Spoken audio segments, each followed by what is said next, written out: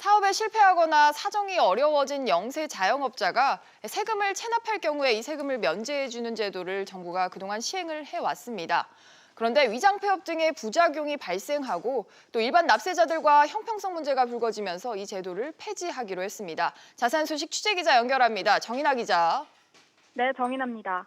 네, 영세 자영업자들에게 적용됐던 이른바 체납 세금 면제 특례, 이게 내년부터는 사라진다고요? 네, 정부는 지난 10년 동안 폐업을 하거나 재기를 신청한 영세 자영업자들에게 체납 세금과 가산금을 모두 면제해줬는데요.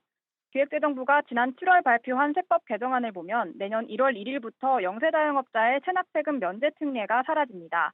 대신 체납 세금에 대한 가산금만 면제해주고 체납 세금은 5년 동안 분할 납부할 수 있도록 했습니다. 네, 이렇게 되면 영세 자영업자들의 불만도 제기가 될 것 같은데 아무래도 실효성은 별로 없었나 봐요.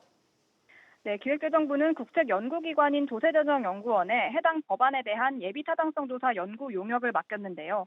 조사 결과를 보면 가산금만 면제해줄 경우 폐업한 체납자들의 재창업 확률은 다소 낮아지는 것으로 나타났습니다. 그러나 조세연은 당초 법안대로 체납된 세금을 모두 면제해줄 경우 일반 납세자와의 형평성 문제가 생기고 위장폐업을 하는 등 불법 행위가 발생할 수 있다면서 법 개정의 필요성을 밝혔습니다. 조세연에 따르면 지난해 기준 세금 면제 특례를 적용받은 영세 자영업자는 총 6,940명으로 이들이 면제받은 체납 세금은 약 1,110억 원이었습니다.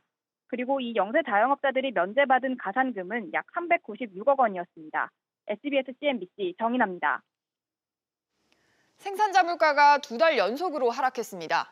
한국은행에 따르면 지난달 생산자 물가 지수는 지난해 같은 달보다 0.6% 떨어지며 2달째 하락세를 이어갔습니다. 지난해와 비교해 낮아진 농림수산품 가격과 또 석탄과 석유 제품 가격이 영향을 미친 것으로 풀이됩니다.